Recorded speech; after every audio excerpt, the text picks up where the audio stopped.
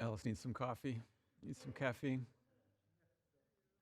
And then Marty catches him.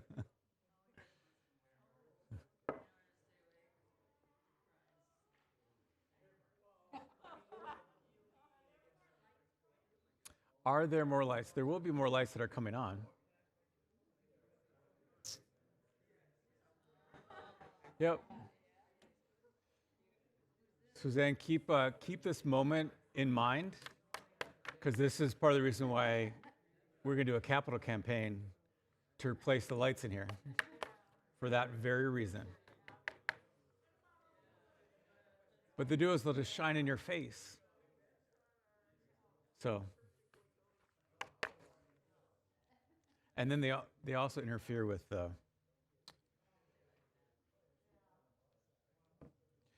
for those of you that are coming in, I did put notes on a music stand that's right over there, just as you enter the room. If you'd like to follow along, I put a few notes together, 4.5 pages worth, but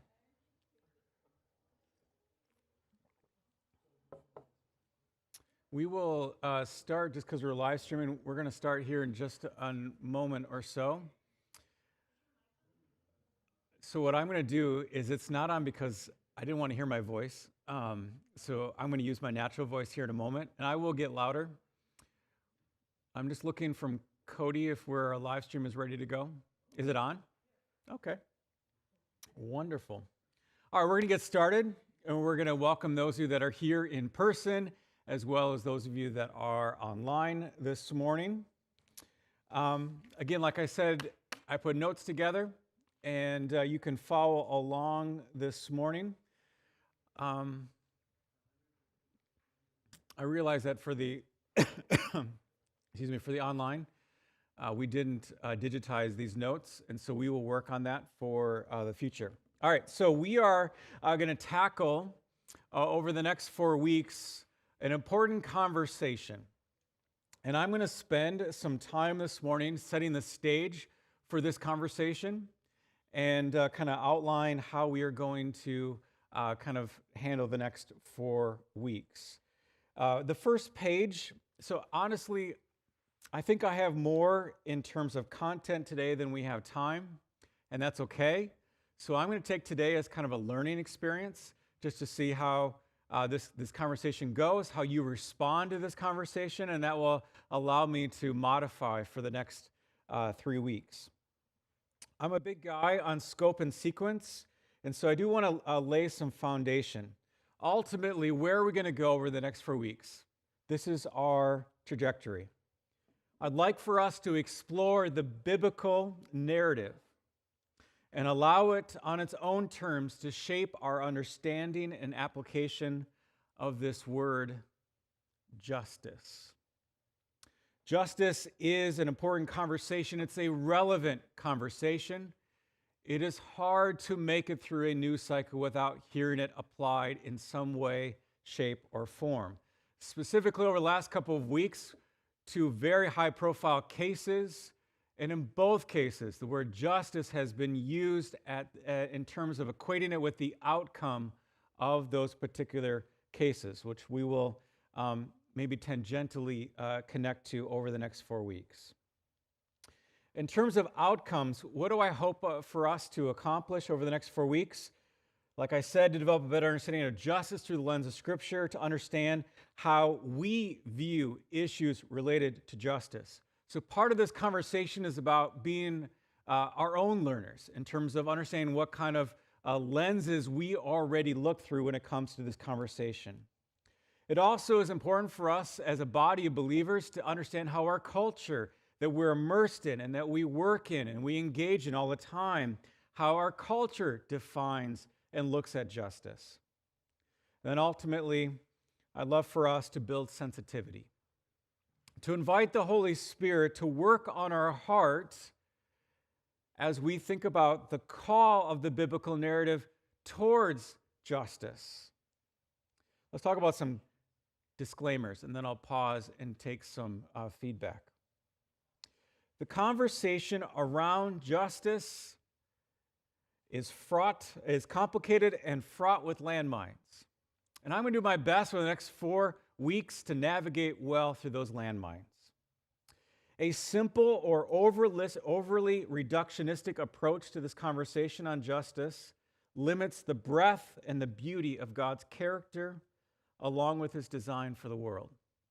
In my opinion, if something is going to be overly reduced to very simplistic terms, I'm not sure it's really worth our investigation then, because it neglects the complexity of the conversation that we're in. I think it's important to recognize that we all come to this conversation with our own perspective, and to realize that our perspective is oftentimes shaped by our upbringing, cultural values, and life experience. So like I said, we need to be our own learners. The conversation around justice may and probably will be divisive at times. We are going to come to different conclusions because we've been informed through different lenses. And so we are, over our time together, going to raise the value of empathy and listening in our pursuit of biblical understanding of this idea of justice. And I figured number 4 here is going to be what our good covenanters would be proud of, and that our covenant forefathers and foremothers asked the question, it was the driving question, where is it written? And that is the question that we raise as well. In this conversation on justice and righteousness and peace, where is it written? How does a biblical narrative shape our understanding and application? So as I think about how we do these 4 weeks, 2 of them are going to be a little bit more teaching-oriented with content that I'd like to deliver, and 2 I'm hoping to be more interactive and conversational. So I'm going to do 2 sessions. This one is about building the baseline and beginning to become familiar with the biblical narrative. I'm going to spend another session teaching on Jesus and his mission and vision as it relates to justice. But then what I'd like to do is spend a Sunday using a resource that we've gone through once as a church, and that's the For Life of the World series, and they have one that's on order and justice, which I think is really well done. So I'd like to spend a Sunday on that. I think that's what I'm going to do next Sunday. And then I'm going to wrap up this series. Suzanne and I are going to do, I'm not going to do the singing part or the musical part, but we want to interact with the themes of music and the season of Advent, Christmas, and how that intersects with the conversation of justice. So my heart is, as a communicator and a teacher, is that it's not just going to be simply me speaking and you listening, but it is going to be conversational, and we're using different forms of learning and engagement. So that's where we are going to head. Let me pause for a second. Do you have any questions, or do you have any hopes for the next 4 weeks? Do you have any questions about where we're going? And do you have any hopes or dreams that you are carrying with you that you'd like us to hear in terms of this conversation over the next 4 weeks?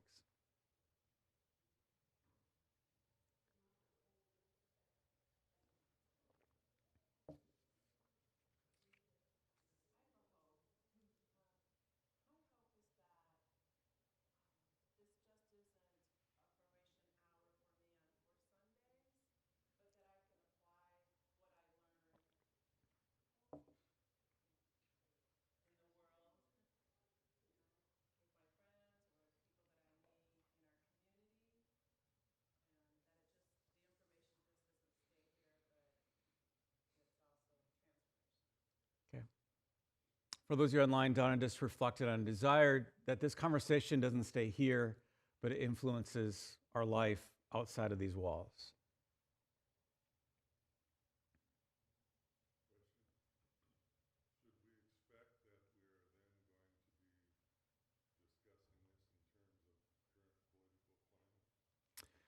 I think that I'm going to call this a 101, and I am going to build a baseline, which means that there may be times there's some content I'm going to go through today that will have some political undertones, but by and large, I am going to not avoid, but I'm not going to necessarily step on those landmines without some careful conversation and pre-work.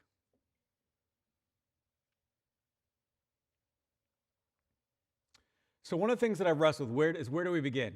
In a conversation on justice, how do we begin? I've wrestled with that for the last month and a half. Where do we begin this conversation? I think it is important for us to begin with an observation.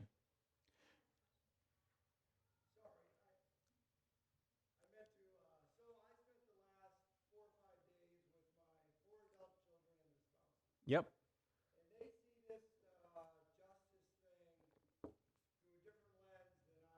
Okay.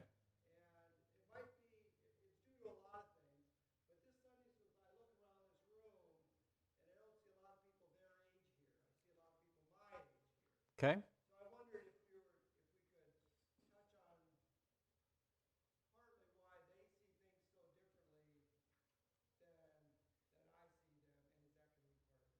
Okay. Yep. So I apologize on two fronts. Number one is that Ellis asked a question about how political we're going to get. And so my answer to that is we may rub up against that, but that's not going to be the main agenda. And then Keith Kruger framed a question around generational differences in terms of this conversation, which are both very important. And the answer to that is that we will engage that. And I will bring that in probably in week 3 a little bit more, especially when we deal with Jesus. So I think that is an important conversation. Yeah, I will build that into this conversation for sure. So where we begin, in terms of where I'm choosing for us to begin this conversation around justice, is an observation.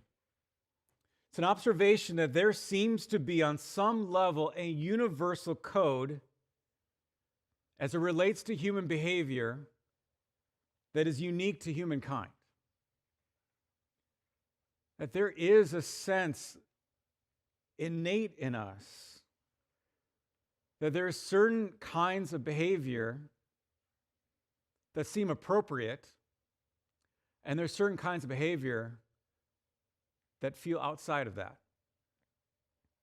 Now, there's oftentimes disagreement exactly where that line is, which is in part what we'll talk about. But I thought this Annie Dillard quote was interesting, kind of talking about the exclusivity of this moral code for humanity. And she says, there's not a person in the world who behaves as badly as a praying mantis. But wait, you say, there is no right or wrong in nature. Right or wrong is a human concept. Exactly. We are moral creatures living in an amoral universe. Or consider the alternative. It's just a human feeling that's frequently amiss in the world. Okay. Well, then we're freaks of nature, and nature is what's normal. So let's all go have lobotomies and be restored to our natural state. And we can leave lobotomized, go back to the creek, and live in its banks untroubled like any muskrat or weed. You go first. I've appreciated using as a metaphor a praying mantis. You know the biological nature of a praying mantis is that once they breed, the female goes and eats the male. We all know on some instinctual level, there's something not right about that when it comes to human behavior. We understand that in some way, shape, or form, that's not just. But why? So the challenge is that while there's a sense of justice, whatever that is, it's universal to humankind. Again, there are discrepancies on how it looks and how it gets applied. So where I want to begin the conversation on justice is around the narrative of the image of God. And so what I'd like to do this morning is I'm actually going to begin by showing a video, but I'm looking into the tech booth and I'm not seeing the person that will hit start on this video. So I may need to call Coleman to attention sooner than he originally. And do you see in the queue where there's an image of God video that, okay. So this is where we're going to begin. This is a Bible Project video on the image of God. I'm going to use this to launch us into this conversation as we talk about justice. Take a look. Odds are you lived under the authority of a king. Okay. Many of these kings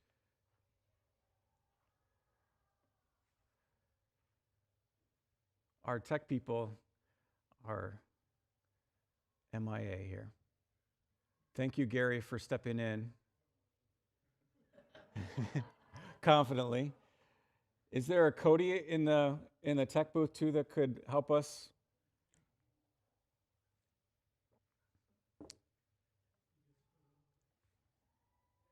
There he is. There's our man. Could I have some sound, Patrick? Sweet.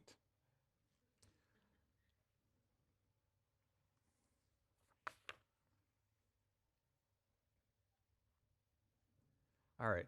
Image of God video with sound coming. Here we go.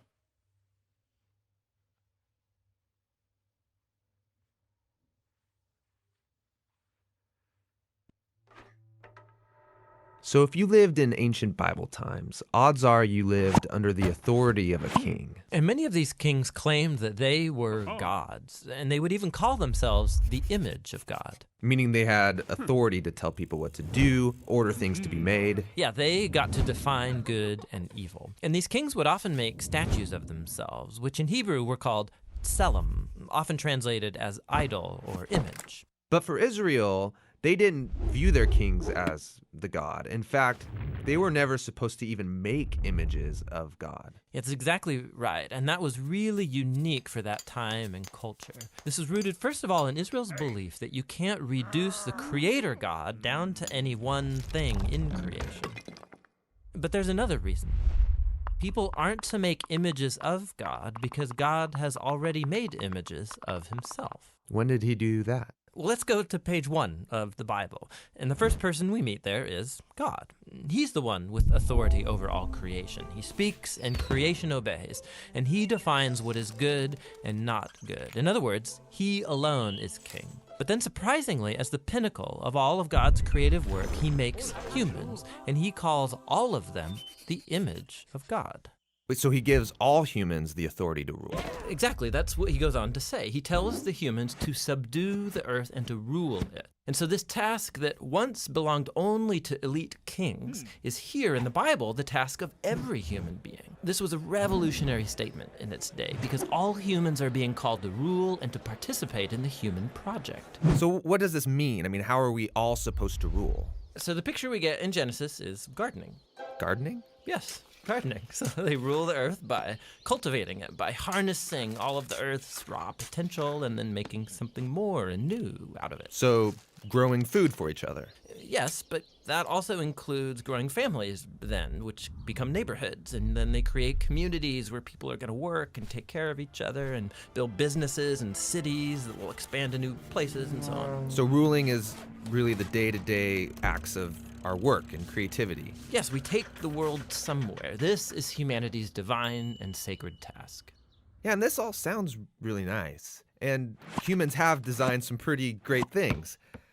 But just as often we create things that cause a lot of suffering and a lot of injustice. So maybe we shouldn't actually be ruling. Yeah, so the Bible addresses this. In Genesis, what happens is that God gives humans a choice about how they're going to rule. So are they going to use their authority for the benefit of others, which is God's definition of good, or are they going to turn away and define good and evil for themselves and use their authority for self-advantage? And in the story, they choose to define good and evil on their own terms. And so this is the Bible's depiction of the human condition. So sometimes we pull off amazingly good stuff, but just as often, despite our best intentions, we act selfishly and we create evil in the world. And so we're stuck as mediocre rulers making a mess of things. But that's not the end of the story.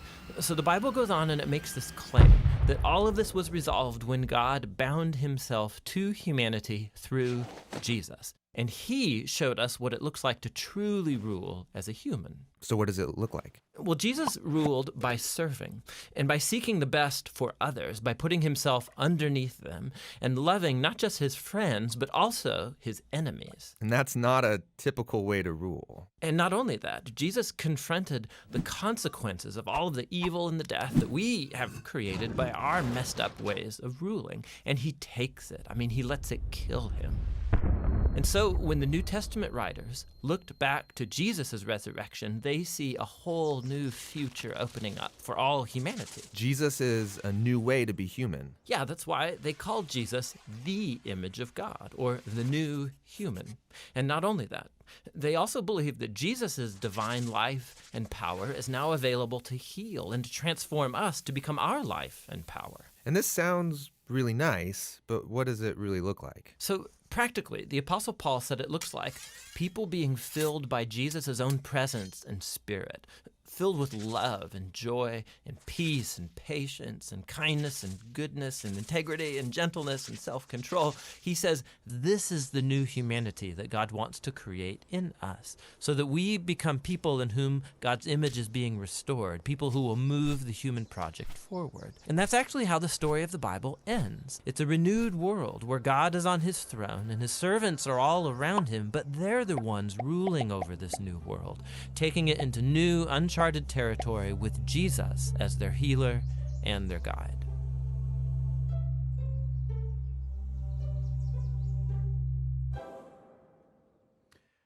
All right, what do you notice? What are some observations that stood out to you in the conversation around the image of God?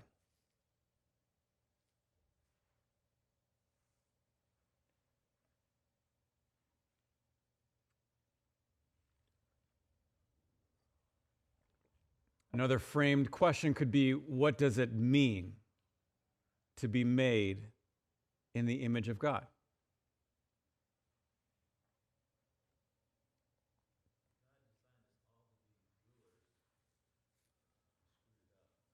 Okay. God designed us to be rulers, but we screwed it up. And why do we need Jesus to do it right? That's an excellent observation, but now there's a why. No, sorry. I don't want to put you on the spot. You're absolutely right. We need Jesus, but why do we need Jesus? According to what was articulated in that video. Because he is that perfect image. He represents what it is that we're called to be as image bearers. He sets the standard. Yeah.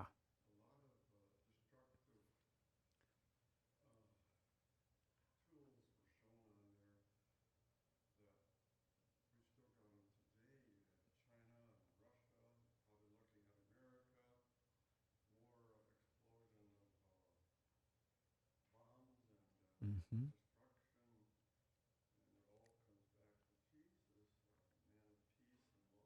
Yep.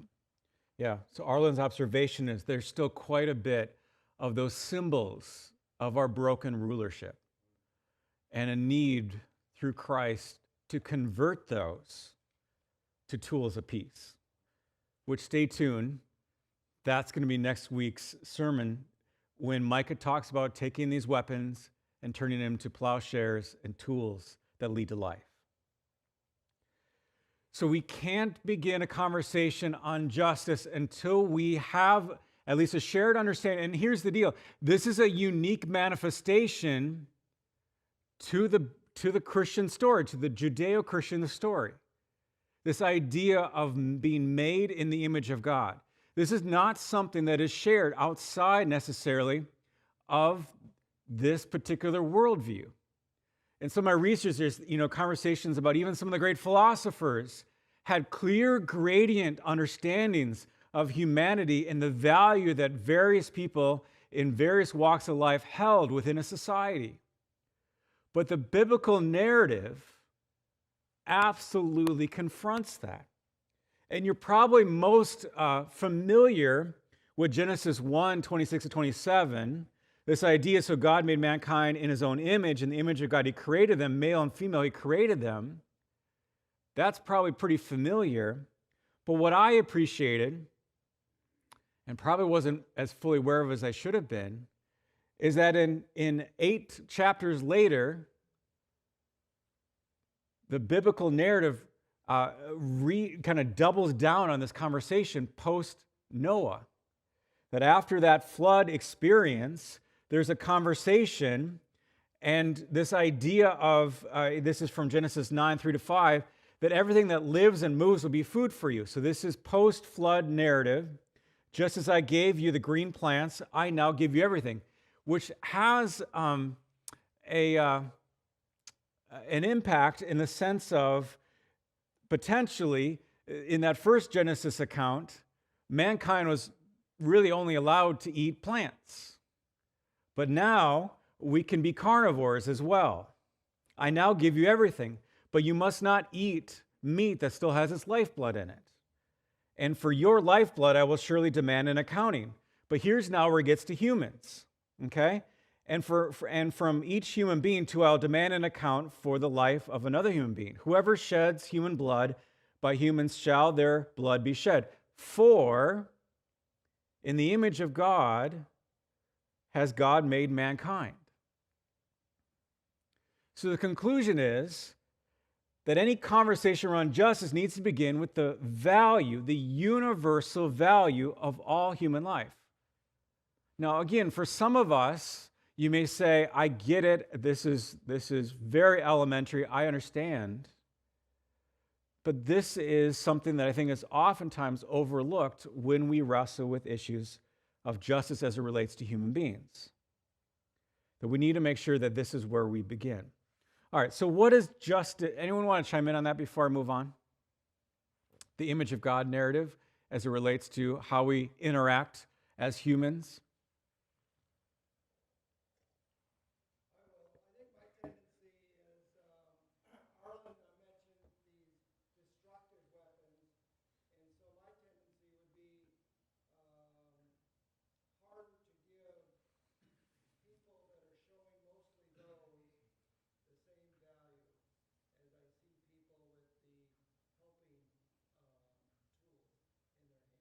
Mm-hmm.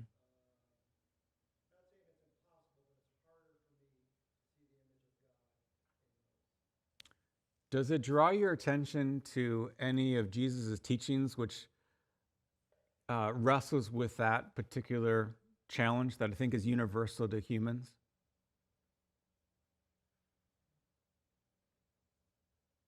Again, I just think of the phrase of love your enemies. Like, he was wrestling with that because he knows within the human heart, it's so much easier to love someone who embodies the plowshares than it is with the assault rifle.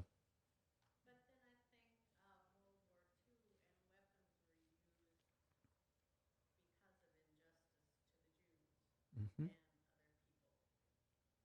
Yeah. That we live in a broken world where even at times those tools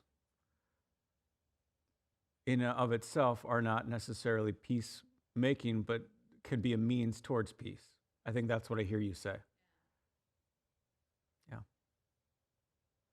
That's why this is complicated. It's not easy. So what is just... Oh, go ahead. Mm-hmm. So translate that into image of God language. So the phrase was, hate the sin, love the sinner. Could you translate that, Ellis, into image of God language? Or another way to say it is, how does that connect with the image of God conversation?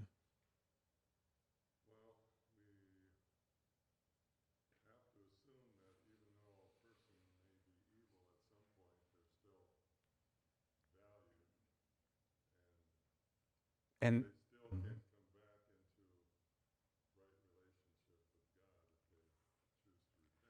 okay, why does that person have value? I love you use that word, but why does that person have value? Because they're made in the image of God. And the challenge point, which Keith is articulating, is how hard is it at times to hold on to that when what you see is evil. What you experience is evil.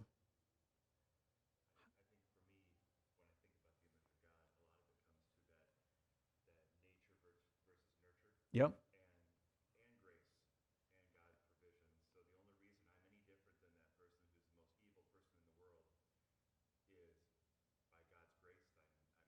Mm.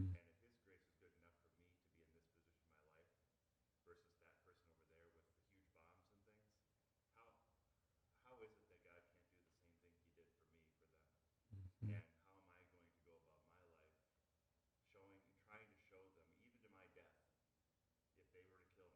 Yep. Mm.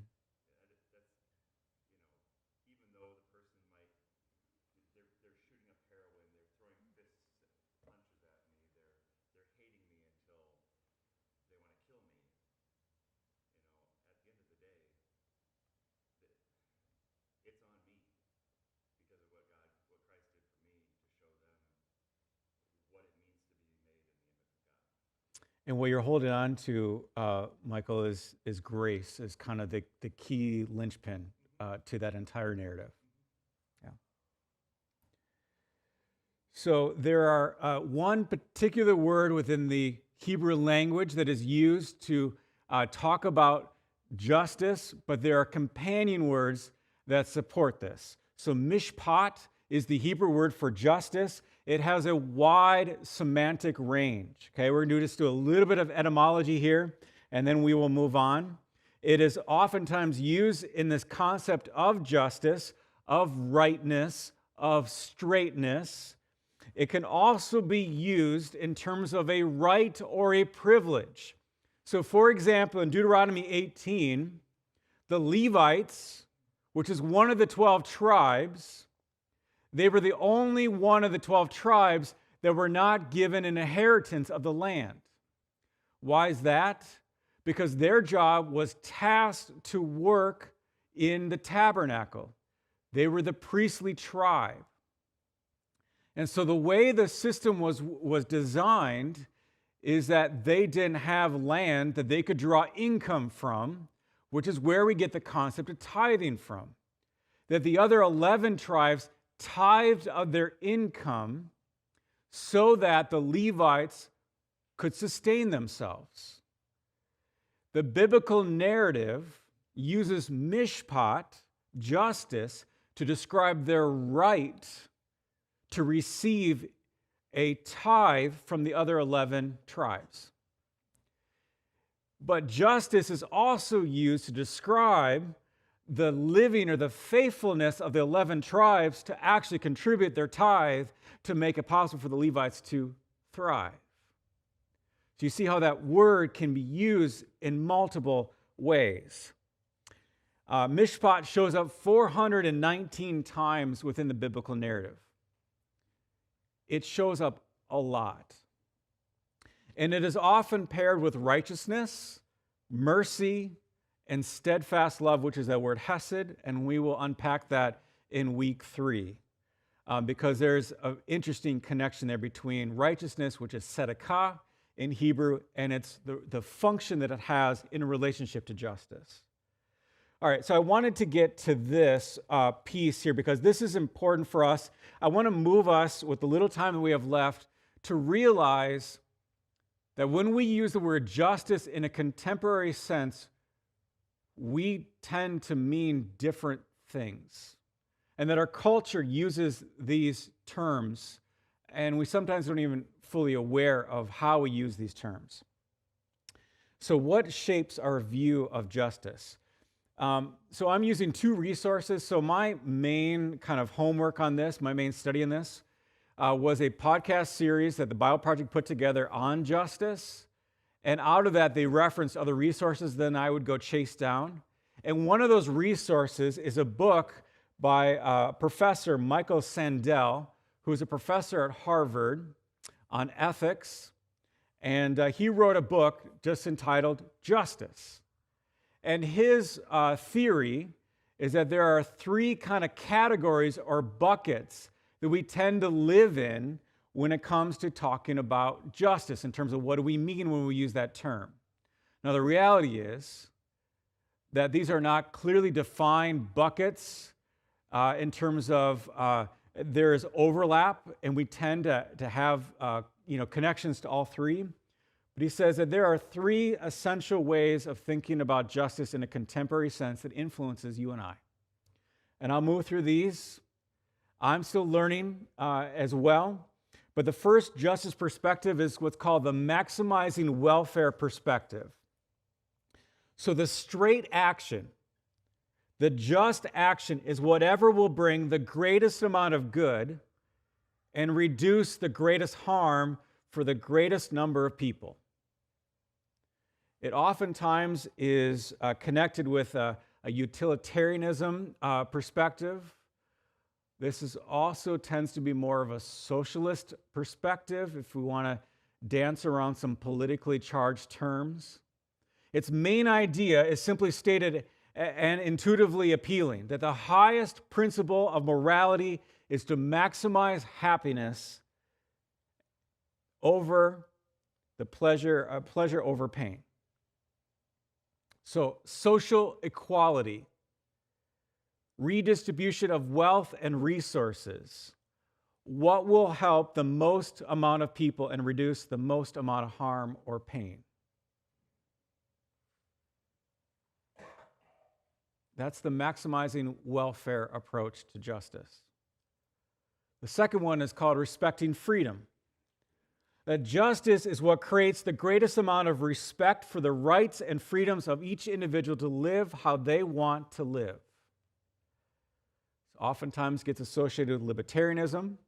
It favors unfettered markets and opposes government regulation, not in the name of economic efficiency, but in the name of human freedom.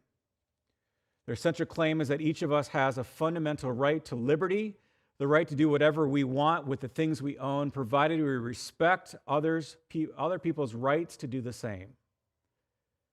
It's kind of the laissez-faire approach to justice. What is just is what allows me to live into my rights as a human being, as long as it doesn't interfere with someone else. The third bucket is the promoting virtue bucket. That justice is what's going to shape a society so that people act as they ought in accordance with a moral virtue. Here there is a vision of how humans ought to behave, a certain kind of moral compass, a certain level of virtue and integrity. And the just society is what will push people to become like this. So moral excellence does not consist in aggregating pleasure and pain, that's the utilitarian, but in aligning them so that we delight in noble things and take pain in base ones. So morality drives justice. That's the key feature in this third bucket of promoting virtue. The challenge is to do the right thing to the right person, to the right extent, at the right time, with the right motive, in the right way. Anyone want to chime in or ask any clarifying questions on either of these three views? So Sandel's argument is we predominantly live in one of these three buckets. And one of the challenges we have is if you're willing to go along with that, which I think is fair to be pushed, ultimately then the question becomes, how does the biblical narrative intersect with these three? And that's where things get lively. But before I go into a case study, does anyone want to chime in on these three buckets, which Sandel suggests we live in one of these? Okay?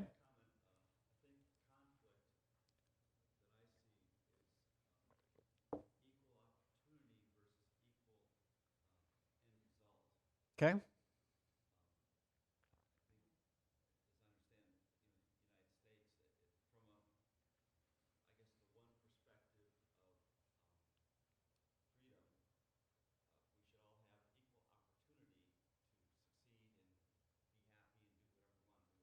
Okay?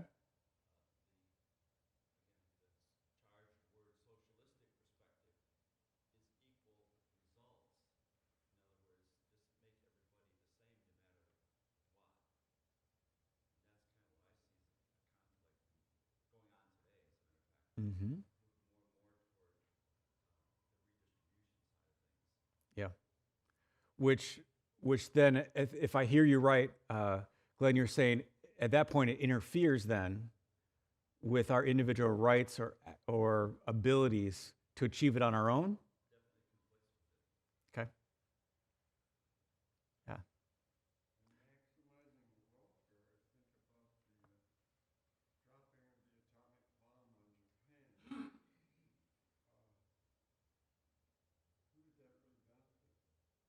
Okay. So Arlen's raising the question for those of you online about the dropping of the atomic bomb and how does that intersect with the maximizing welfare argument. So cognizant of time, what I'm going to do is I'm going to move us to the case study, if that's okay, because I see that it's 9:40, and I really want us to intersect with this. So this is a case. It's actually a movie that was made of this case study. I really like this movie, although it's a really hard movie. In the war in Afghanistan, a special operations group of Navy SEALs is given a mission to eliminate a high-value target within the Taliban government. The mission takes place in a remote mountain range of Afghanistan outside of communication and military support. 4 Navy SEALs must travel down the mountain to the village, complete their mission, and return to their assigned pickup location without being detected. There's an estimated 100 to 200 Taliban fighters in that village. Now, while resting before the final assault, a local shepherd stumbles upon the Navy SEALs and is quickly detained by the Americans. And herein lies the problem. What do they do with the shepherd boy? If they let the young man go, surely he will go back to the village and notify the soldiers of the SEALs' location, spoiling the mission and jeopardizing their lives. But detaining the shepherd indefinitely or eliminating the shepherd results in the death or incarceration of an innocent person. The question becomes, what is the just thing to do in the situation? So let's run this through our 3 buckets. Let's run it through the maximizing welfare perspective. So this is a real narrative, and there's testimony both before and after of the person that ultimately had to make the decision here, and both why he made the decision on the front end, and if he had to do it over again based on the results of his decision, whether he would actually do that way. So this is not necessarily a made-up deal. But maximizing welfare perspective. So using this bucket, what I'm going to challenge us to think about is what action. So you're the Navy SEAL. You're the soldier sitting there, and you're trying to decide what to do with the shepherd. What action will produce the greatest happiness and reduce the most amount of pain in this scenario for the American soldiers? Using the utilitarian approach, what's going to maximize the greatest happiness and reduce the most amount of pain? What decision would they make, or should they make? I don't think it's about what's good for the soldiers. I think it's what's good for the mission. Okay. Can you say more about that, Ellis, so that I'm tracking with you well? We want to accomplish the greater good. And it isn't, the focus isn't on the soldiers. It's what the soldiers are, what their mission is to accomplish. Because that mission will produce the greater good. Okay. So I would argue that one of the realities in this approach is you have to determine what it is that you're actually trying to maximize.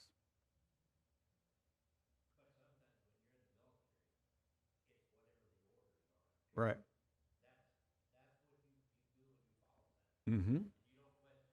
Right. And as I understand this scenario, Marty, they're in a spot where they had to, because they didn't have any sort of communication, and that's what created the conflict for the person in charge is they didn't know what orders to follow in that scenario. The other thing is that the village already knows the boy's gone. So regardless of whether they send him back, a boy is missing from a small village. They already know he's missing. They already know something's Yeah. And so whether they choose to take the boy's life or not, Mm-hmm. it's already been compromised. The mission's Okay. already compromised. Just the fact the boy's missing and they have him, it really, I mean, it might matter, but it doesn't Right. matter. Yeah. And I think, again, if you watch how the movie plays out, which I'm not sure how the movie plays out exactly the way, yeah, yeah, is it probably is a matter of time. By eliminating, it allows them the most amount of time to go back to where they need to go for safety. They should have called the mission when the boy showed up, because in that culture, you're looking for your kids and Right. saying, where's my son? Yep. So from a utilitarian approach, what would be the more likely response that would maximize the welfare for the individuals that are in play? Right. Okay.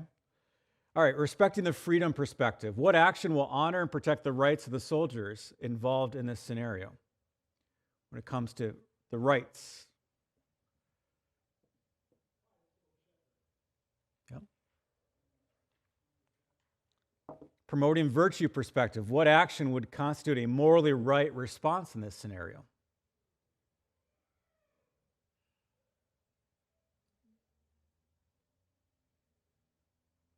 And this is ultimately the bucket that the person in charge used in their decision process. The commander in charge decided that it was morally unjust to terminate the life of the shepherd.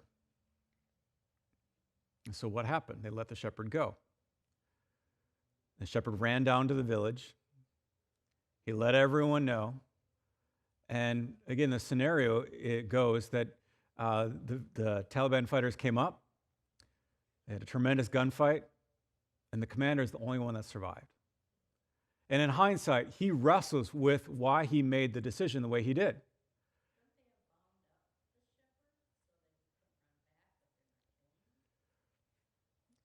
Yeah. So again, I just think it's interesting to be thinking about these categories in the way that we talk about justice.